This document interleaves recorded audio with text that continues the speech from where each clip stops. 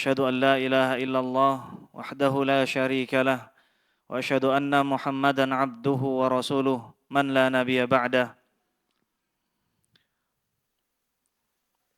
يا أيها الذين آمنوا اتقوا الله حق تقاته ولا تموتن إلا وأنتم مسلمون يا أيها الناس اتقوا ربكم الذي خلقكم من نفس واحدة وخلق منها زوجها وبث منهما رجالا كثيرا ونساء واتقوا الله الذي تساءلون به والأرحام إن الله كان عليكم رقيبا أما بعد فإن أصدق الحديث كتاب الله وخير الهدى هدى محمد صلى الله عليه وسلم وشر الأمور محدثاتها وكل محدثة في الدين بدعة وكل بدعة ضلالة وكل ضلالة في النار.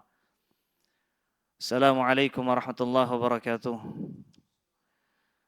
Hadirin yang Allah tabaraka wa ta'ala muliakan, di malam hari yang berbahagia ini insyaallah kita akan mulai membahas salah satu kitab para ulama kita yang berjudul Bahjatu Qulubil Abrar wa Qurratu Uyunil Akhyar fi Syarhi Jawami'il Akhbar.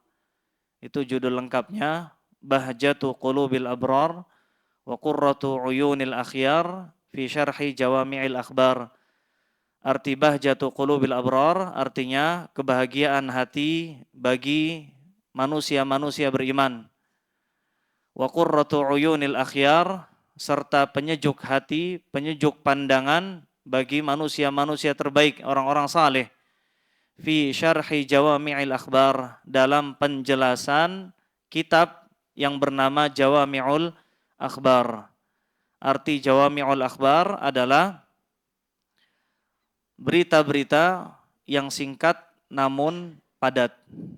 Artinya yang dimaksud oleh beliau adalah kitab milik beliau, milik Al-Allamah Abdurrahman ibn Nasir As-Sa'di rahimahullahu ta'ala, yang berjudul Jawami'ul Akhbar. Jadi bisa kita sebutkan secara ringkas asal muasal kitab ini.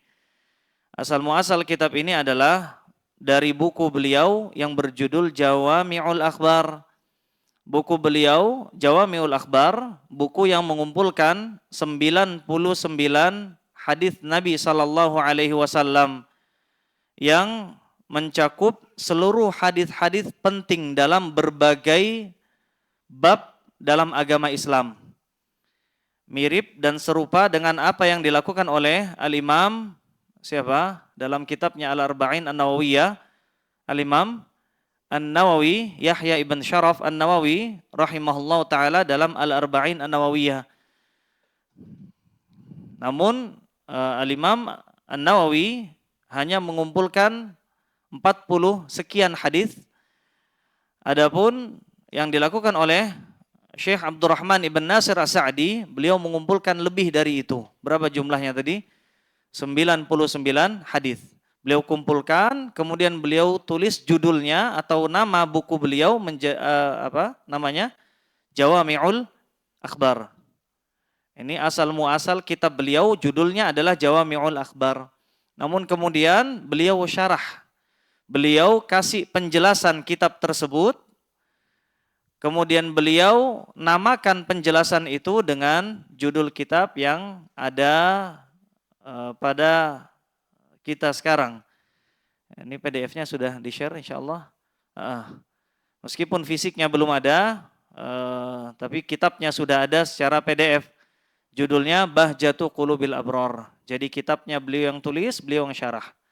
Syarahnya namanya Bahjatu Qulubil Abrar. Dan benar apa yang beliau sampaikan, siapapun yang membaca hadis Nabi SAW, mempelajarinya, memahaminya dengan baik, mentadabburi isinya, mengamalkannya, lalu kemudian mendakwahkannya, menyampaikannya dalam lingkup yang kecil, di keluarganya, dia sampaikan kepada anaknya, istrinya, atau dalam lingkup yang lebih besar. Ketika dia pulang ke kampungnya, dia ajarkan kepada kerabatnya, diajarkan kepada orang kampungnya, maka mereka adalah orang-orang yang hatinya akan berbunga-bunga. Hati mereka adalah hati orang-orang yang berbahagia. Sebagaimana hadis Nabi SAW, naddarallahu mra'an, Allah akan jadikan wajah seseorang itu berseri-seri, berbahagia. Siapa mereka? Man sami'a maqalati, orang-orang yang mendengar hadisku. Kemudian fawa'aha, dia jaga hadisku, dia pahami dengan baik. Faballaghaha kama sami'aha, lalu kemudian dia sampaikan hadis itu. Satu hadis dia sampaikan. Dia dapat satu hadis, dia pelajari, dia pahami, kemudian dia amalkan, setelahnya dia dakwahkan. Meskipun hanya satu hadis. Maka kata Nabi SAW, naddarallah, Allah akan jadikan wajah mereka menjadi wajah yang berseri-seri. Makanya Allahu alam akan berbeda kalau kita lihat wajah kawan-kawan kita ahlu sunnah wal jamaah dengan kalau kita lihat wajah ahlil bid'ah. Wajah mereka menghitam di dunia sebelum di akhirat. Sebagaimana tafsir Abdullah ibn Abbas, bahwasanya wajah ahlul bid'ah, wajah mereka menghitam ketika di hari kiamat. Demikian pula di dunia. Sebabnya diantaranya adalah dengan membaca, memahami, mendalami, kemudian sering mengkaji dan mendakwahkan hadis-hadis Nabi SAW. Makanya nama Bahjatu Qulubil Abrar itu nama yang memiliki alasan kuat. Para hadirin yang Allah muliakan, sebelum kita memulai membaca, ada baiknya kita membaca lebih dahulu tentang siapa penulis kitab ini. Beliau adalah, ini di halaman ke-7, tarjamah. Tarjamah itu kalau kita artikan dalam bahasa Indonesia artinya terjemah. Tapi ternyata tarjamah itu memiliki makna yang lain. Tarjamah bisa diartikan terjemahan, bisa diartikan biografi. Bisa diartikan biografi. Tarjamatul Allamah Asy-Syaikh Abdurrahman Ibn Nasir As-Sa'di. Bahasa Al-Allamah ini sighah mubalaghah atau sebagai bentuk apa istilahnya ya, hiperbola, menunjukkan sesuatu yang sangat. Itu di atasnya alim. Kalau alim seorang yang berilmu, memiliki ilmu. Di atasnya lagi allamah. Di atasnya lagi allamah. Sama seperti orang kalau tidur, fa'ilnya apa? Subjeknya naim, atas wazan fa'il. Tapi kalau orang sering tidur, nawamah atau nawam, orang yang dikit-dikit tidur, nyandar dikit tidur. Itu nawam. Adapun alim, maka sighah mubalaghahnya adalah allamah. Asy-Syaikh Abdurrahman Ibn Nasir As-Sa'di. Sebagian ulama, sebagian ahli ilmu ada yang membacanya As-Si'di. As-Si'di. Dan Syekh Salih Al-Utsaimin hafizahullah menjelaskan perbedaan antara keduanya, As-Si'di dan As-Sa'di. As-Si'di, pembacaan seperti ini akrab ditemukan dari ungkapan kerabat-kerabat beliau. Keluarga beliau biasa memanggil beliau Abdurrahman ibn Nasir As-Si'di. Namun yang sahih menurut kaidah bahasa Arab adalah As-Sa'di dengan fathah pada huruf sin. Namun keduanya tidak jadi masalah. Boleh As-Sa'di, boleh As-Si'di. Namun kalau ingin lebih tepat dan ini yang lebih masyhur di lisan orang-orang kebanyakan adalah As-Sa'di. Mana yang antum pernah dengar? As-Sa'di, As-Si'di atau enggak kedua-duanya? As-Sa'di, yang sering As-Sa'di. Jarang sekali kita dengar As-Si'di. Namun di Arab sana sering para ulama menyebut As-Si'di dan kedua-duanya boleh. Syekh Abdurrahman Ibn Nasir As-Sa'di huwa Syekh Abu Abdullah, ini kunyah beliau, Abdurrahman Ibn Nasir Ibn Abdullah Ibn Nasir Al-Sa'di min qabilah Bani Tamim. Beliau berasal dari kabilah Bani Tamim. Dan kabilah Bani Tamim ini memiliki keistimewaan tersendiri. Terlebih lagi dalam hadis Nabi SAW, tatkala kabilah Bani Tamim masuk Islam, memeluk agama Islam, Nabi katakan, kata beliau, asyaddun nasi asyaddu ummati 'ala dajjal Bani Tamim. Bani Tamim ini adalah kabilah yang paling keras permusuhannya kepada Al-Masih Ad-Dajjal. Yang paling keras permusuhannya kepada Ad-Dajjal adalah Bani Tamim. Allahu alam bagaimana bentuknya, barangkali mungkin mereka adalah kabilah yang paling mewanti-wanti anak keturunan mereka dari fitnah Al-Masih Ad-Dajjal. Sehingga mereka selalu mawas diri, selalu waspada terhadap fitnah Al-Masih Ad-Dajjal. Sedangkan sebagian besar kaum muslimin, sebagian di antara kita, fitnah Dajjal itu seperti dongeng belaka. Kita tidak begitu peduli dengan fitnah Al-Masih Ad-Dajjal. Manusia yang paling kuat permusuhannya kepada Ad-Dajjal siapa? Banu Tamim. Dan beliau berasal dari kabilah Banu Tamim. Kemudian mauliduhu wa nash'atuhu. Lahirnya beliau, tempat lahir beliau dan bagaimana beliau tumbuh. Di sini ditulis ulida rahimahullah fi baldati Unaizah. Beliau lahir di satu tempat yang bernama Unaizah. Kalau biasa disebutkan nama Unaizah, biasa kita akan terkenang nama seorang syekh yang masyhur, Syekh Muhammad bin Saleh Al-Utsaimin. Beliau berasal dari Al-Unaizah. Beliau dari Unaizah. Dari provinsi Al-Qasim. Di tanggal 21 dari bulan Muharram tahun 1307 Hijriah. Dan beliau wafat di tahun 1376 Hijriah. Berarti beliau hidup berapa lama? Beliau hidup selama 69 tahun. 69 tahun usia beliau, 69 tahun. Dan beliau nasya'a yatiman, tufiyat walidatuhu, ibunda beliau meninggal wa huwa shaghir, dalam kondisi beliau masih usia dini, minal umuri 4 sanawat, di usia 4 tahun. Anak-anak baru masuk KB PAUD ya.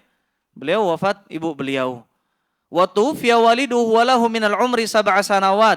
Kemudian menyusul kematian ibunya, ayahnya meninggal ketika beliau di usia 7 tahun. Anak-anak seusia beliau baru masuk SD, beliau sudah kehilangan ayah dan ibu. Kalau bahasa kita yatim piatu. Dalam bahasa Arab ya yatim. Tidak ada istilah yatim piatu. Dalam bahasa Arab ya yatim. Orang yang meninggal ayahnya maka dinamakan yatim. Jadi beliau tumbuh kembang beliau diasuh oleh saudara beliau. Setelah kematian ayah beliau di usia 7 tahun. Kemudian di sini disebutkan termasuk di antara min ashhari masyayikhihi, di antara guru-guru beliau di sini disebutkan beberapa nama, di antaranya adalah Syekh Ibrahim ibn Muhammad ibn Jasir, wa Syekh Muhammad ibn Abdul Karim Asy-Syibil, dan ada beberapa nama lain yang mungkin kita tidak mengenalnya. Namun di sini di akhir halaman disebutkan walaqad shadaqa man qala, boleh kita katakan, benar kalau seandainya kita katakan, tidak berlebihan kalau kita katakan, inna a'zama masyayikhihi, termasuk di antara guru beliau adalah Syekhul Islam Ibnu Taimiyah. Padahal zaman keduanya sangat jauh. Dan juga murid dari Syekhul Islam yaitu Ibnul Qayyim Al-Jauziyah. Kenapa demikian? Lihirsihi wa iqbalihi ala mu'allafatihima. Karena beliau punya semangat luar biasa dalam membaca, dalam menelaah buku-buku keduanya, Syekhul Islam Ibnu Taimiyah dan buku-buku karangan Ibnu Qayyim Al-Jauziyah rahimahumullahu ta'ala. Adapun murid-murid beliau sangat banyak jumlahnya. Kenapa sebabnya? Karena beliau rahimahullahu ta'ala sudah mulai tadris, sudah mulai mengisi kajian, sudah mulai mengajar di usia yang sangat dini. Di usia pertengahan 20 tahun dari usianya.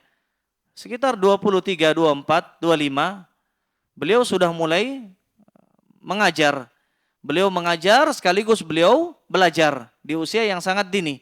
Maka murid beliau sangat banyak sekali. Namun di antara murid beliau, dari seluruh murid beliau yang ada, yang paling terkenal ada 2. Yaitu Syekh Abdullah Al-Bassam rahimahullah. Ini termasuk di antara syekh yang terkenal. Beliau memiliki buku karangan yang sampai ke tangan para tulabul ilmi di Indonesia. Di antaranya adalah Syarah Umdatul Ahkam yang berjudul Taisir Al-Allam. Taisir Al-Allam ini jadi muqarrar di Pondok Imam Bukhari untuk SMP sampai untuk SMA dari kelas 1 sampai kelas 3 SMA. Ini jadi muqarrar, judul buku beliau Taisirul Alam. Demikian pula beliau juga mensyarah Bulughul Maram yang berjudul Tawdihul Ahkam, Syarah Bulughul Maram. Dan di antara murid beliau yang lain yang lebih terkenal adalah Syekh Muhammad ibn Saleh Al-Utsaimin rahimahullah. Guru beliau ini Syekh Abdurrahman ibn Nasir As-Sa'di atau As-Sa'di rahimahullah, beliau adalah seorang ahli tafsir. Maka beliau punya kitab yang terkenal dalam kitab tafsir yang berjudul, kita kenalnya Tafsir As-Sa'di. Judul aslinya apa? Taisir Al-Karim Ar-Rahman fi Tafsir Al-Kalam Al-Mannan. Judul buku beliau yang asli adalah Taisir Al-Karim Ar-Rahman. Maka beliau adalah mufassir, ahli tafsir. Beliau adalah usuli. Beliau adalah ahli ilmu usul fikih. Beliau juga faqih. Beliau adalah ahli fikih. Maka tidak heran kalau murid beliau, Syekh Muhammad bin Shalih Al-Utsaimin, juga demikian. Ahli tafsir plus ahli fikih plus ahli akidah. Syekh Muhammad bin Shalih Al-Utsaimin rahimahumullah. Dan di sini disebutkan tentang akhlak muallif, nubdzah atau ringkasan sebutan singkat tentang akhlak penulis, akhlak Syekh Abdurrahman ibn Nasir As-Sa'di. Beliau adalah seorang yang ahli wari, beliau adalah ahli wara dan beliau juga zahid. Di sini disebutkan kana ala janibin kabirin min akhlaqil fadilah. Beliau memiliki akhlak yang mulia. Mutawadi'an, beliau adalah orangnya tawadu. Lis-saghir, meskipun di hadapan orang yang usianya lebih muda dari beliau. Wal kabir, dan beliau sopan kepada orang yang lebih tua. Beliau orang yang tawadu di hadapan orang yang kaya maupun orang yang miskin. Wa kana yaqdi ba'da waqtihi fil ijtima'. Beliau menghabiskan banyak waktu beliau untuk berkumpul bersama murid-murid beliau.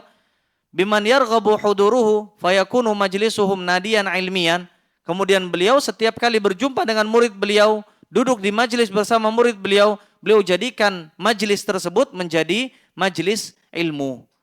Artinya beliau sering membagi faidah-faidah ilmiah di majelis-majelis tempat beliau biasa duduk. Dan beliau gemar mencandai, mengguraui anak murid beliau rahimahullahu ta'ala. Dan ada kisah yang disampaikan oleh beberapa syekh, diantaranya Syekh Abdul Razak Ibn Abdul Muhsin Al-Abbad rahimahullah, tentang kisah candanya beliau kepada murid beliau Syekh Muhammad bin Shalih Al-Utsaimin. Syekh Muhammad bin Shalih Al-Utsaimin rahimahullah bercerita kepada Syekh Abdul Razak hafizahullah bahwasanya suatu ketika Syekh membahas kitab yang berjudul Qawaid Al-Fiqhiyah milik Al-Imam Ibnu Rajab Al-Hambali rahimahullah. Dan ini pembahasan kitab yang sangat berat. Maka hadir di awal pembahasan sejumlah murid beliau, namun kemudian seiring berjalannya waktu, jumlah tersebut sedikit demi sedikit mulai berkurang. Hingga tidak bersisa kecuali satu. Siapa? Syekh Muhammad bin Shalih Al-Utsaimin. Beliau pun kemudian bersabar membahas kitab. Ini kitab yang berat.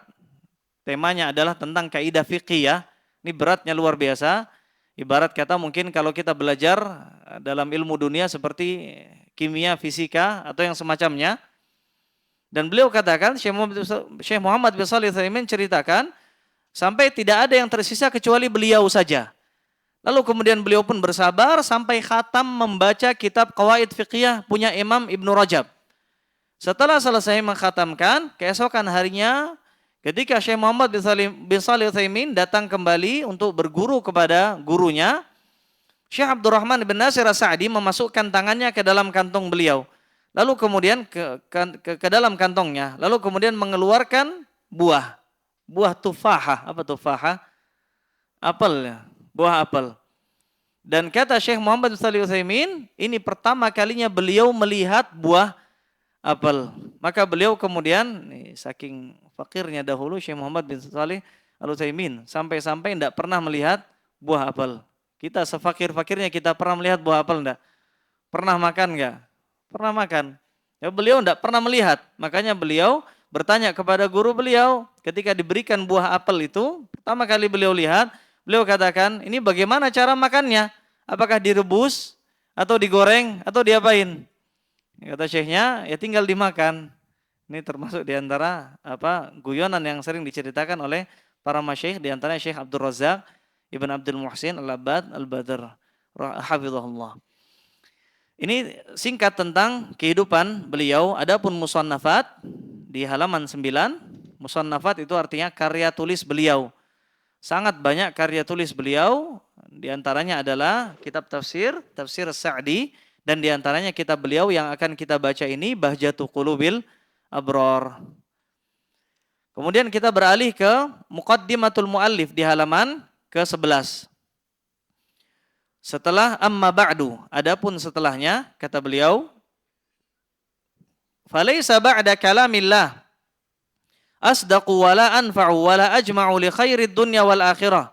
Tidak ada setelah kalamullah, setelah firman Allah, setelah Al-Quran, perkataan yang asdaq, yang paling jujur, wala anfa', yang paling berfaidah, wala ajma', yang paling mengumpulkan segala kebaikan li khairid dunya wal akhirah, segala kebaikan dunia dan akhirat, dibandingkan setelah Al-Quran, apa yang lebih baik? Adalah hadis Nabi SAW. Min kalami rasulihi. Tidak ada yang lebih baik setelah Al-Quran dibandingkan dengan perkataan Rasulnya sallallahu alaihi wasallam, wa khalilihi, dan perkataan kekasihnya yaitu Muhammad sallallahu alaihi wasallam. Idh huwa a'lamul khalqi, karena beliau adalah manusia makhluk Allah yang paling alim.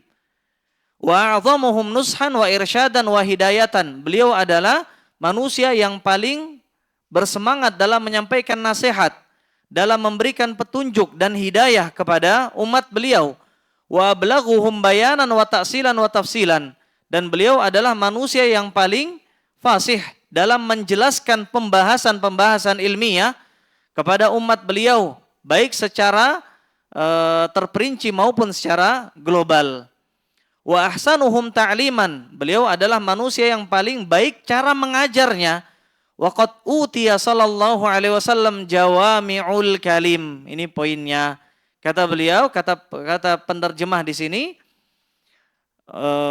wa qad utiya, beliau sallallahu alaihi wasallam telah diberikan oleh Allah azza wa jalla satu mukjizat yang bernama jawami'ul kalim. Jawami'ul kalim apa maksudnya? Di sini disebutkan ukhtusira lahul kalam ikhtisaran, kata-kata beliau begitu ringkas, begitu singkat, bihaitsu kana yatakallamu bil kalamil qalil lafdhuhu, bil qalilil lafdhihi, kata-kata beliau sedikit, al katsirah ma'anihi, tapi maknanya luar biasa banyak. Dan di antara contohnya adalah kitab Sahih Bukhari. Kitab Sahih Bukhari yang terbaru satu jilid. Yang terbaru satu jilid, tapi tulisannya kecil-kecil. Satu jilid. Ada yang 2 jilid. Tapi syarahnya disyarah oleh Ibnu Hajar Al-Asqalani rahimahullah sebanyak 13 jilid. Ini menunjukkan bahwasanya kata-kata ungkapan dari Nabi SAW, yang pertama itu adalah wahyu dari Allah, yang kedua kata-kata beliau adalah satu gambar mukjizat yang berbeda. Karena kata-kata beliau singkat namun padat maknanya. Singkat itu yang dimaksud dari jawami'ul kalim. Ini yang dimaksud oleh hadis Nabi SAW. Kata Nabi, utitu khamsan, aku diberikan oleh Allah 5 perkara, 5 mukjizat yang tidak diberikan oleh Allah satupun Nabi sebelumku. Di antaranya adalah aku diberikan oleh Allah jawami'ul kalim. Apa jawami'ul kalim? Kata-kata beliau singkat namun padat. Hadis-hadis Nabi SAW singkat namun padat. Dan ini maksud dari kitab asli milik Syekh Abdurrahman bin Nasir As-Sa'di. Apa judulnya? Jawami'ul Akhbar. Apa maksud Jawami'ul Akhbar? Maksudnya adalah hadis Nabi SAW yang sifat hadis-hadis beliau adalah Jawami' al-Kalim. Kemudian kata penulis di sini, ma'a kamalil wuduhi wal bayan, meskipun kata-katanya singkat dan padat, namun jelasnya luar biasa. Dan ini adalah tingkat ilmu yang paling tinggi. Ketika seorang punya ilmu, seorang mampu menyampaikan, namun penyampaian orang itu berbeda-beda. Ada orang menjelaskan satu maksud pendek, tapi penjelasannya belibet. Butuh penjelasan lama sekali. Maka orang seperti ini orang yang kurang fasih. Orang yang paling fasih adalah orang yang mampu menjelaskan dengan sesingkat-singkatnya. Makanya kata Nabi SAW, inna min ma'innati rajulin, di antara tanda kefakihan seorang, keilmuan seseorang dalam khutbah Jumat adalah qisarul khutbah. Adalah khutbahnya yang pendek. Khutbahnya pendek, tapi mempunyai makna yang banyak. Ini berat, ini susah, namun itu yang menunjukkan tingkat kecerdasan seseorang. Kata beliau, waqad badali an adhkura jumlatan salihatan min ahadithihi. Nampak bagiku, artinya beliau berkeinginan untuk mengumpulkan sejumlah dari hadis Nabi SAW fil mawadhi' al-kulliyah, dalam berbagai macam tema. Wal jawami' fi jinsin aw naw'in aw babin min abwabil ilmi, dalam berbagai macam cabang keilmuan dalam ilmu agama. Artinya beliau mengumpulkan segala macam dalam bab ibadah zahir, ibadah batin, dalam bab fikih maupun akidah, dalam berbagai macam cabang keilmuan dalam ilmu agama. Ini yang dilakukan oleh Al-Imam An-Nawawi rahimahullah dalam kitab Al-Arba'in An-Nawawiyah. Ini yang dilakukan oleh Al-Imam Ibnu Rajab Al-Hambali dalam Tatimmatil Arba'in, ketika beliau menyempurnakan Arba'in Nawawiyah menjadi 50 hadis. Dan ini pula yang dilakukan oleh siapa? Penulis Syekh Abdurrahman Ibn Nasir As-Sa'di dalam kitab beliau Jawami'ul Akhbar. Kata beliau, ma'at takallum ala maqasidiha, dan sambil menjelaskan maksudnya, wa ma tadullu alaihi, dan apa makna dari hadis tersebut, ala wajhin yahsulu bihil idah wal bayan ma'al ikhtisar, singkat dan padat, idhil maqam la yaqtadil basat, karena beliau tidak ingin menulis kitab yang panjang, hanya kitab yang ringkas. Maka kemudian beliau setelah menulis Jawamil Akhbar, beliau tulis syarahnya yang berjudul, apa judulnya? Bahjatu Qulubil Abrar. Maka ini syarah yang akan kita baca. Kita beralih ke hadis yang pertama, Al-Hadithul Awwal. Sebagian hadis mungkin pernah kita temukan, terutama orang yang pernah membaca Arba'in An-Nawawiyah. Sebagian sudah kita baca, tapi insyaallah sebagai bentuk murojaah. Hadithul Awwal, hadis yang pertama, Mizanul A'mal Al-Batinah, barometer amal batin. Barometer amal yang batin. Karena amal manusia itu ada dua. Ada amal zahir dan amal batin. Amal zahir yang dilakukan oleh kedua tangan, dilakukan oleh mata, dilakukan oleh anggota tubuh. Amal batin, siapa yang melakukannya? Apa yang melakukannya? Hati manusia. Ini amal batin. Barometernya apa? Hadis Umar bin Khattab yang kita hafal. Saya yakin masing-masing dari kita sudah hafal hadisnya. An Umar bin Khattab qala rahimahullah, beliau berkata, An Umar bin Khattab, dari Umar bin Khattab radhiyallahu anhu, qala, beliau radhiyallahu anhu berkata, sami'tu Rasulullah sallallahu alaihi wasallam yaqul, aku mendengar Rasulullah sallallahu alaihi wasallam bersabda, innamal a'malu binniyat. Apa artinya? Sungguhnya setiap amalan itu tergantung pada niatnya. Innamal a'malu binniyat. Sungguhnya setiap amalan tergantung pada niatnya. Wa innama likulli imri'in ma nawa. Dan setiap orang diberikan ganjarannya sesuai dengan apa yang ia nawa, apa yang ia niatkan. Faman kanat hijratuhu ilallah wa rasulihi fa hijratuhu ilallah wa rasulihi. Siapapun yang hijrahnya karena Allah, kepada Allah dan kepada Rasulnya, artinya dengan niat ikhlas, fa hijratuhu ilallah wa rasulihi, maka hijrahnya akan dianggap sebagai hijrah yang sahihah. Wa man kanat hijratuhu lidunya yusibuha aw imra'atin yankihuha, dan siapapun yang hijrahnya untuk dunia atau untuk yusibuha, agar dia mendapatkan sebagian dari dunia, atau untuk wanita yang ingin dia nikahi, fa hijratuhu ila ma hajara ilaihi, maka dia akan mendapatkan apa yang dia inginkan dari hijrahnya itu. Dia ingin dunia, Allah berikan dunia, tapi tidak ada satupun bagian darinya di hari akhirat.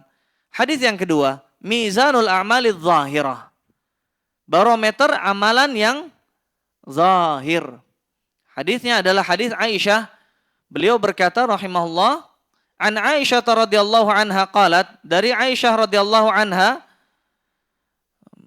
berkata beliau, qala Rasulullah sallallahu alaihi wasallam, Rasulullah sallallahu alaihi wasallam bersabda, man ahdatsa fi amrina hadza, siapapun yang membuat sesuatu yang baru fi amrina hadza, dalam perkara kami ini, maksudnya adalah perkara dunia atau agama?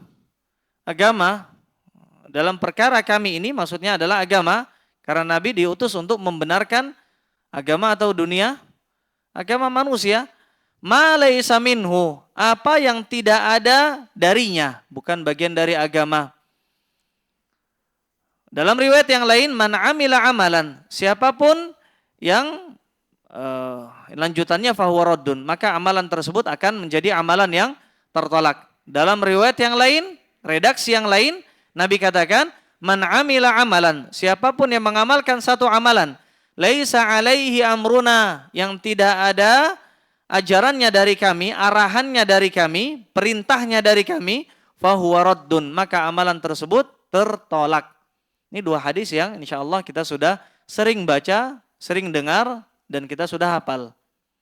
Siapa yang hafal hadisnya? Siapa yang nggak hafal hadisnya? Kebalik soalnya. Siapa yang nggak hafal hadisnya? Hah?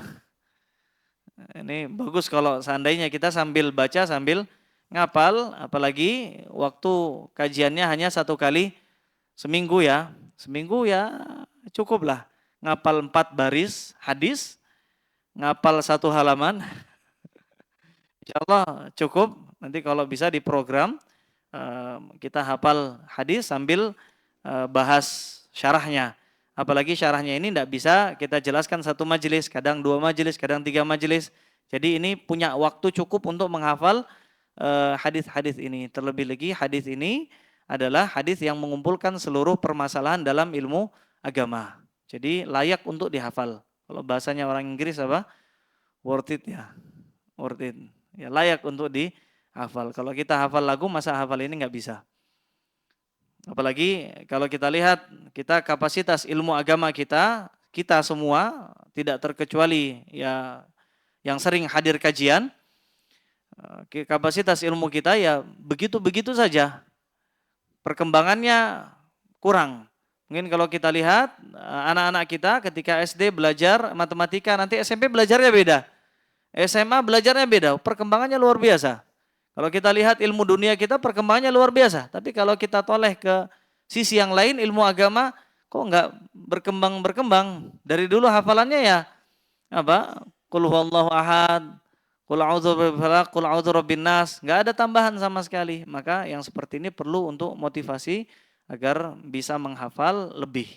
Ya, jadi kalau bisa kita hafal nanti, kalau bisa ditulis daftarnya biar terdata. Kata beliau, hadzanil haditsanil aziman yadkhulu fihi ad-dinu kulluh. Kata beliau, maka 2 hadis yang agung ini masuk ke dalam seluruh sisi agama. Usuluhu wa furu'uhu. Masuk ke dalam pokok agama dan masuk ke dalam cabang agama. Maksud dari usul di sini adalah usuluddin. Usuluddin maksudnya adalah akidah. Usuluddin itu maksudnya adalah akidah. Lalu apa maksud furu'uddin? Cabang agama, usul pokok agama, akidah. Furu'uddin, cabang agama maksudnya adalah ilmu fiqih.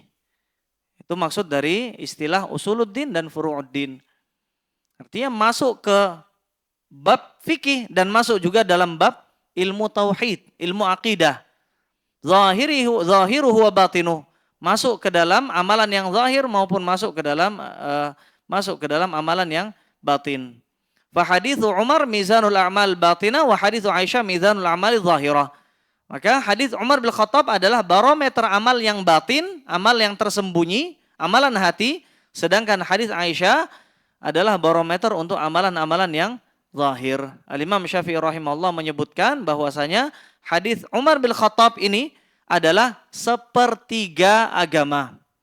Sepertiga agama. Nanti kita akan sebutkan maksudnya setelah azan. Tafadhal. Naam, Al-Imam Syafi'i rahimahullah mengatakan thuluthul ilmi, hadis Umar, hadis innamal a'malu binniyat, thuluthul ilmi.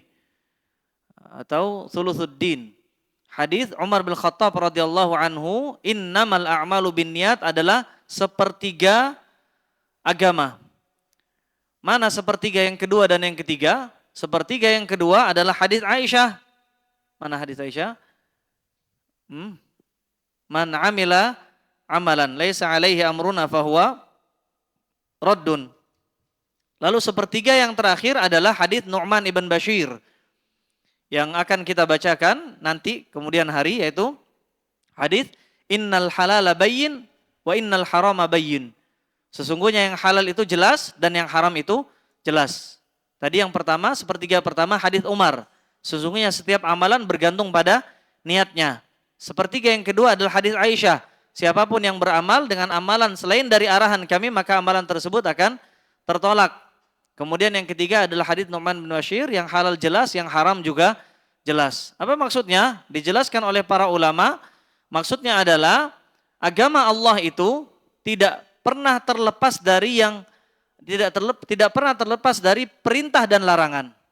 Tidak pernah terlepas dari yang namanya perintah dan larangan. Perintah untuk bertauhid, larangan dari kesyirikan. Perintah untuk memakan dari yang baik dan larangan dari memakan yang najis dan yang buruk-buruk. Tidak pernah terlepas dari perintah dan larangan. Yang mewakili ini adalah hadits Nu'man ibn Bashir. Innal halala bayyin wal harama bayyin. Kemudian hadits Umar bin Khattab, innamal a'malu binniyat, tidak ada amalan kecuali bergantung pada niatnya. Ini adalah barometer perintah dan larangan tersebut apakah sah atau batil ketika dilakukan. Maka barometer amalan batin adalah dengan hadis Umar bin Khattab, innamal a'malu binniyat. Setiap perintah dan larangan yang dilakukan atau yang dijauhi, apakah larangan dan perintah tersebut benar dan berbuah pahala atau tidak, maka barometernya dua. Hadis Umar dan hadis Aisyah. Itu maksud dari perkataan Al-Imam Syafi'i, hadis Umar thuluthul ilmi. Hadis Umar bin Khattab adalah sepertiganya agama, menunjukkan bahwasanya hadis yang kita pelajari, hadis yang kita baca ini bukan hadis yang remeh-temeh. Ini bukan hadis yang sembarangan, tapi ini hadis yang luar biasa agung. Dan insya Allah sambil berjalan membaca syarahnya ini kita akan bisa mengenal, bisa mengetahui bagaimana agungnya hadis innamal a'malu binniyat. Dan karena agungnya hadis innamal a'malu binniyat, setiap amalan bergantung pada niatnya, maka para ulama meletakkan hadis innamal a'malu binniyat di awal mula pembahasan buku-buku mereka dan jumlah mereka banyak. Al-Imam Bukhari rahimahullah meletakkan hadis innamal a'malu binniyat di hadis nomor 1 dari seluruh 5.000 sekian hadis Al-Imam Bukhari. Dari seluruh hadis Al-Imam Bukhari meletakkan hadis innamal a'malu binniyat. Demikian pula yang dilakukan oleh Al-Imam Nawawi dalam Al-Arba'in An-Nawawiyah dan dalam Riyadhus Shalihin dan dalam kitab Al-Adhkar. Kitab doa-doa, kitab zikir milik Al-Imam Nawawi. Demikian pula yang dilakukan oleh Al-Imam Baghawi dalam Syarhus Sunnah. Ini dilakukan oleh para ulama, bahkan dalam kitab-kitab fikih sekalipun kita temukan hadis innamal a'malu binniyat. Untuk apa? Agar para talibul ilmi, orang-orang yang mulai belajar, dia selalu memuhasabah niatnya sebelum memulai pelajaran. Untuk siapa dia pelajari ilmu tersebut? Untuk apa tujuannya? Karena ilmu itu fitnah. Sama seperti harta. Sama seperti perbendaharaan dunia. Ilmu itu juga fitnah. Bahkan manusia-manusia yang pertama kali neraka dinyalakan untuk mereka bukan ahli dunia, tapi ahli ilmu. Kata Allah tabaraka wa ta'ala, thalatha. Ada 3 golongan. Awwalu ma tusa'aru bihi an-nar, yang dinyalakan neraka pertama kali adalah untuk mereka. Salah satunya adalah orang yang belajar ta'allama liyuqalu lahu alim, agar dia dikatakan oleh orang, oh, Masya Allah fulan alim, Masya Allah fulan ahli ilmu, ustadz, Masya Allah. Dan kata Nabi SAW, au man tafaqqaha, atau siapa orang yang tafaqqah, belajar fiqih, belajar ilmu agama, liyuqal annahu faqih, agar dia dikatakan bahwasanya orang tersebut adalah orang faqih, orang alim, orang ahli agama. Maka tujuannya kenapa hadis ini di awal, agar kita memuhasabah diri sebelum melakukan apapun. Demikian pula kita dalam hadir majelis, dalam hadir kajian setiap harinya. Kalau kita hadir kajian, maka sebelum kita mulai, sebelum kita melangkah keluar rumah, kita muhasabah niat kita untuk siapa? Untuk apa amal yang kita lakukan untuk kajian? Setelahnya untuk siapa amal kajian tersebut? Untuk disanjungkah atau untuk apakah? Untuk ria atau untuk sum'ah? Atau agar kita dikatakan rajin? Ataukah untuk Allah tabaraka wa ta'ala? Lalu kemudian sebelum masuk masjid, tempat kajian, kita muhasabah lagi diri kita dalam menuntut ilmu. Kita niatkan dalam menuntut ilmu adalah untuk mengangkat kebodohan dari diri kita dan dari orang lain. Sebagaimana perkataan Imam Ahmad bahwasanya ilmu itu adalah hal yang paling mulia. Al-ilmu la ya'diluhu syai'. Ilmu itu tidak ada yang menandingi nikmatnya. Tidak ada yang menandingi kelezatan ilmu. Tidak ada yang menandingi pahala ilmu. Kata Imam Ahmad, kata beliau, liman sahhat niyatuhu. Bagi mereka yang ketika belajar sahih niatnya, benar niatnya, ikhlas karena Allah. Bagaimana caranya mengikhlaskan niat kita karena Allah? Dengan dua. Yang pertama adalah dengan niat mengangkat kebodohan dari diri, yang kedua mengangkat kebodohan dari orang lain. Kata Imam Ahmad rahimahullah, bagaimana caranya? Karena setiap manusia itu jahil. Orang lain jahil, kita pun jahil. Maka kemudian ketika kita belajar dengan dua niat ini, maka kita sedang berjuang fi sabilillah dalam mengangkat agama Allah, dalam mengajarkan ilmu agama Allah tabaraka wa ta'ala. Ilmu itu adalah jihad. Maka dengan cara niat seperti ini, kita akan bisa mengikhlaskan niat kita karena Allah tabaraka wa ta'ala. Kemudian kata beliau, fafihima, dalam dua hadis tersebut, al-ikhlasu lil ma'bud wal mutaba'ah lirrasul alladzani huma syartun likamali qaulin wa amal. Maka dalam dua hadis yang baru kita baca terdapat dua poin penting. Yang pertama adalah ikhlas untuk Allah, yang kedua adalah mutaba'ah, mengikut ajaran Nabi SAW, yang mana keduanya adalah syarat bagi setiap perkataan dan perbuatan, yang zahir maupun yang batin. Hatta pada perkataan, hatta pada gerakan tangan ketika kita ingin men-share. Ketika kita ingin men-share suatu komentar misalkan di Facebook atau yang semacamnya, kita timbang amalan kita, perkataan kita, apapun yang kita lakukan secara zahir dan batin dengan dua timbangan, zahir dan batin. Apa timbangan zahir? Man amila amalan, hadis Aisyah. Apa timbangan batinnya? Innamal amalu binniyat. Ketika kita ingin men-share, ketika kita ingin berkata, untuk apa kita berkata? Untuk siapa? Untuk Allah Azza wa Jalla. Lalu apa yang kita katakan? Apakah sesuai dengan Al-Quran? Sesuai dengan hadis Nabi SAW atau tidak? Demikian terus yang kita lakukan. Demikian pula perbuatan kita. Kemana kita melangkah? Apakah sesuai dengan sunnah Nabi SAW atau tidak? Apakah ikhlas karena Allah atau tidak? Misalkan ada komentar yang panjang misalkan berkaitan dengan mencela pemerintah. Di-share nggak kira-kira? Menyebutkan aib pemerintah tentang MBG, masalah apa MBG? Makan bergizi gratis. Di situ disebutkan aib pemerintah. Kita share nggak? Kita sebagai ahlu sunnah wal jamaah. Di-share nggak? Share-nya Masya Allah ikhlas karena Allah Azza wa Jalla. Ini demi menegakkan agama Allah. Masya Allah. Tujuannya luar biasa. Tapi apakah cukup niat saja? Jawabannya tidak cukup. Harus ada timbangan amal zahirnya. Yang di-share itu sesuai tidak dengan apa? Dengan sabda Nabi SAW. Sesuai atau tidak? Ternyata tidak sesuai. Bahkan para ulama menyebutkan awwalun nifaq. Nifaq pertama, kemunafikan pertama pada seseorang adalah at-ta'nu fil a'immah. Adalah dalam mencela para pemimpin. Ini kemunafikan pertama seorang muslim adalah ketika dia mencela pemimpin. Jadi harus hati-hati dalam setiap amalan, dalam setiap perbuatan kita harus timbang dalam dua timbangan. Ini sudah berulang kali kita jelaskan. Timbangan pertama hadis Umar, timbangan kedua hadis Aisyah radhiyallahu anha. Kata beliau, "Faman akhlasa amalahu lillah muttabi'an fi dzalik." Siapa yang mengikhlaskan amal-amalnya untuk Allah, muttabi'an fi dzalika Rasulullah sallallahu alaihi wasallam, lalu kemudian dia mengikut jejak Nabi sallallahu alaihi wasallam, fahadzal ladzi amaluhu maqbul. Orang seperti inilah yang amalannya diterima. Wa man faqadal amrayn, siapa yang kehilangan dua atau salah satunya dari dua barometer tersebut, fa'amaluhu mardud, maka amalannya berapa nilainya? Mardud itu berapa nilainya? Kalau Jaid Jiddan mungkin 70.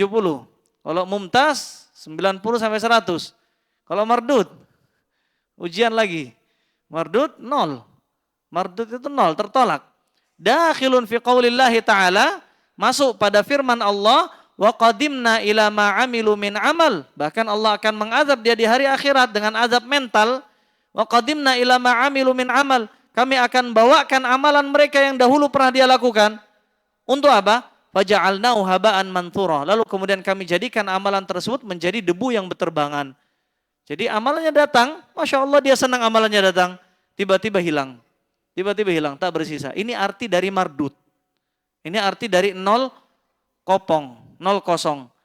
Wal jami' lil wasfain, dan manusia yang mengumpulkan dua sifat ini, dua barometer tersebut, dakhilun fi qaulihi ta'ala, maka dia masuk pada firman Allah, waman, artinya dia ikhlas dan dia mutaba'ah. Dia ikhlas dan mengikut ajaran Nabi sallallahu alaihi wasallam, maka amalannya akan sebagaimana disebutkan oleh Allah, waman ahsanu dinan. Siapa yang paling baik agamanya, paling baik amalannya, mimman aslama wajahu lillah, yang daripada orang yang aslama wajahu lillah, yang menjadikan fokus amalannya adalah untuk Allah, yang mengarahkan, menyerahkan, memasrahkan wajahnya hanya untuk Allah, wa huwa muhsin, dan dia orang yang baik dalam beramal. Dan baik dalam beramal maksudnya adalah yang mengikuti jalan manusia terbaik, yaitu Nabi sallallahu alaihi wasallam. Dalam ayat ini apa yang menunjukkan ikhlas? Mana yang menunjukkan ikhlas? Mimman aslama wajahahu lillah. Siapa yang menyerahkan wajahnya untuk Allah. Dalam beramal, wajah dia hanya mencari wajah Allah azza wa jalla. Mana kalimat dalam ayat ini kata yang menunjukkan mutaba'ah? Wa huwa muhsin. Kemudian juga firman Allah, bala man aslama wajhahu lillah, siapapun yang mengarahkan wajahnya untuk Allah, artinya ikhlas, wa huwa muhsin, dan dia baik dalam beramal, artinya mutaba'ah, falahu ajruhu 'inda rabbih, maka amalannya ada apa enggak ada? Ajruhu 'inda rabbih, pahalanya ada di sisi Allah. Kalau mardud tadi amalnya ada tapi kemudian hilang. Kalau yang makbul, kalau yang diterima adalah orang yang ikhlas dan mutaba'ah, ajruhu 'inda rabbih, pahalanya ada di sisi Allah. Wala khaufun 'alaihim wa lahum yahzanun, mereka tidak bersedih tentang masa lalu dan mereka tidak bersedih tentang masa depan. Jadi mereka dapat jaminan surga dan dosa-dosanya yang di masa lalu diampuni. Maka manusia itu ada 4. Yang pertama adalah orang yang beramal tidak ikhlas dan tidak mutaba'ah. Sudah tidak ikhlas, tidak mutaba'ah pula. Orang seperti ini yang dimaksud dalam ayat, wa qadimna ila ma'amilu min amal faja'alnahu haba'an manthura. Kami jadikan amal mereka haba'an manthura. Apa haba'an manthura? Debu yang berterbangan. Ini jenis yang pertama.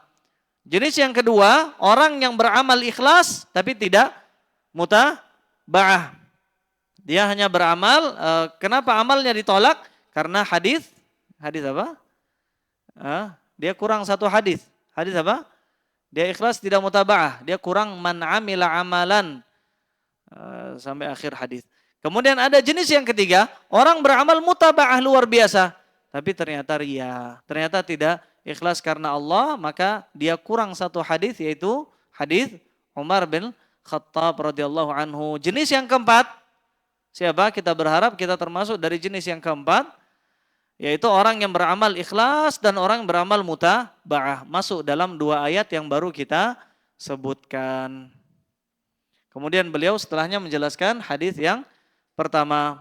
Ini hadis yang pertama penjelasannya, kata beliau, amman niyah, adapun niat, ini penjelasan hadis pertama. Fahiyal qasdu lil amali taqarruban ilallah. Maka maksud dari niat, arti niat adalah menginginkan satu pekerjaan dengan tujuan mendekatkan diri kepada Allah. Wa talaban limardatihi wa thawabihi, demi mengharap ridha Allah dan pahala dari Allah. Ini arti ikhlas. Ini arti niat yang ikhlas. Adalah ketika seorang yang dia cari dalam setiap amalan zahir dan batinnya hanya Allah. Semuanya adalah tentang Allah. Surganya Allah, ingin jauh dari nerakanya Allah, ingin melihat wajah Allah, ingin mendapatkan ridha Allah. Tidak ada selain Allah. Tidak ada selain Allah. Kata beliau, fayadkhul fi hadza niyatul amal wa niyatul ma'mul lahu. Maka masuk dalam pembahasan niat dua hal yang penting yang banyak dari orang tidak tahu. Yang pertama adalah niyatul amal, niat beramal, dan yang kedua niyatul ma'mul lahu, niat untuk siapa kita beramal. Niat untuk siapa kita beramal. Amma niyatul amal, adapun niat amal, niat dalam beramal, fala tasihut taharah. Maka tidak sah taharah, bersuci dengan berbagai macam bersuci. Ada bersuci dari hadas besar, ada bersuci dari hadas kecil. Ada membersihkan diri dari najis. Wala salata, dan tidak juga salat, dan zakat, dan saum, apa saum? Puasa, wal haji, wa jami'al ibadat, illa biqasdiha wa niyatiha, tidak akan sah kecuali dengan niatnya dan tujuannya yang benar. Fayanwi tilkal ibadah al-muayyanah, maka seharusnya dia niatkan ibadah tersebut sesuai dengan jenis ibadahnya. Apa maksudnya? Orang ketika ingin sholat, maka dia niatkan sholat. Orang kalau ingin sholat fardu, jangan dia niatkan sholat sunnah. Ini maksudnya, ini niatul amal. Jadi kalau ada orang sholat, dia harus tanamkan dalam dirinya dua niatan. Niat yang pertama tentang jenis ibadahnya. Karena kalau dia salah dalam menentukan jenis ibadahnya, sah atau tidak? Sah atau tidak? Misalkan dia mau sholat tahiyatul masjid. Namun kemudian yang dia niatkan adalah sholat wudu. Sah atau tidak sholat tahiyatul masjidnya? Tidak sah. Kalau misalkan dia ingin niat sholat zuhur, yang dia niatkan sholat asar, sah atau tidak? Hah? Masih bingung, sah atau tidak? Apa dalilnya? Innamal a'malu bin niat. Amal itu tergantung pada niatnya. Ini maksud dari niyatul amal. Ada dua tadi. Ada niyatul amal, ada niat al-ma'mul lahu. Apa arti niyatul amal? Niat dalam beramal. Apa niat al-ma'mul lahu? Untuk siapa kita beramal. Contohnya kata beliau, sedikit lagi. Wa idza kanatil ibadah tahtawi ala ajnasin wa anwa. Jika seandainya satu ibadat, salat misalkan, kas-shalah, terdiri dari berbagai macam jenis. Seperti ada salat wajib, fard, ada salat nafil, ada salat sunnah. Sunnah itu, nafil itu maksudnya sunnah. Ada sunnah yang muayyan, ada sunnah yang mutlak. Ada salat sunnah muayyan, ada salat sunat mutlak. Tahu enggak? Kira-kira? Nah, belum tahu ya? Atau sudah tahu? Ada salat sunnah nafilah mutlak, ada muqayyad. Ada salat sunnah muayyan, ada sunnah mutlak. Fal mutlak, salat sunnah muayyan itu contohnya seperti setiap salat sunnah yang ada sebabnya. Orang kalau masuk masjid ngapain? Salat 2 rakaat. Ada sebabnya enggak? Ini salat sunnah muayyan. Kalau salat sunnah mutlak ada sebabnya enggak? Enggak ada. Ya salat aja. Apa sebabnya? Kenapa salat sekarang? Ya salat. Namanya apa? Salat sunat mutlak. Ini maksud dari hadis Nabi SAW. Salatul laili wan nahari matna. Salat malam dan siang itu 2 rakaat. Salat apa? Ya salat sunnah mutlak. Ini jadi salat itu ada berbagai macam jenis. Jadi misalkan ada seorang ingin salat, kata beliau, fal mutlak minhu yakfi fi an yanwi shalah. Kalau orang ingin salat sunnah mutlak, cukup diniatkan salat saja. Toh, saya ingin salat apa? Ya salat. Karena dia ingin salat sunnah mutlak. Kalau mutlak tadi berarti beralasan atau tak ada alasan? Ada waktu tertentu, ada sebab tertentu? Tidak ada, mutlak. Wa ammal muayyan, adapun salat sunnah yang muayyan, yang terikat dengan sebab, alasan, min fardin au naflin muayyan, dari salat wajib atau salat sunnah, Kawitrin aw rotibah. Contoh salat sunnah muayyan adalah salat witir dan salat rotibah. Salat rotib, salat rawatib. Fala budda ma'aniyati salat, maka wajib niatnya sesuai dengan niat salat yang diinginkan. Artinya tadi kalau kita sebutkan contohnya, dia ingin salat sunnah qobliyah, tapi yang diniatkan, yang dipikirkan, yang dia inginkan salat ba'diyah. Mungkin nggak seperti itu? Tidak mungkin ya. Tapi kalau orang salat sunnah ba'diyah yang diniatkan qobliyah mungkin. Karena Nabi dalam ajaran beliau terkadang beliau mengqadha salat sunnah qobliyah. Terkhusus ketika beliau sibuk, nggak bisa salat qobliyah, akhirnya beliau qadha setelah ba'diyah. Jadi mungkin orang mau salat nih, ini qobliyah, tapi diniatkan ba'diyah. Yang seperti ini salatnya batal. Kalau salat sunnah gampang saja membatalkan, tinggal batalkan, tinggal ngulangi lagi. Allahu alam ini yang dimaksud dengan niatul amal, dan ini pembahasan yang masih panjang dan lebar. Insya Allah berfaedah untuk diri saya pribadi dan untuk para jamaah sekalian. Terkhusus pembahasan yang beliau sampaikan di sini hal-hal yang baru ya dalam keilmuan kita. Allahu alam, semoga apa yang beliau sampaikan di sini menjadi pemberat catatan timbangan amal beliau dan juga sebagai hidayah bagi kita, tambahan keimanan bagi kita, bagi para pembacanya dan kaum muslimin secara umumnya, dan semoga ini menjadi wasilah kebaikan untuk kita semua. Allahu alam, wassallallahu wasallam ala nabiyina Muhammad wa ala alihi washabbihi wasallim. Kita tutup dengan kafaratul majlis. Assalamualaikum warahmatullahi wabarakatuh.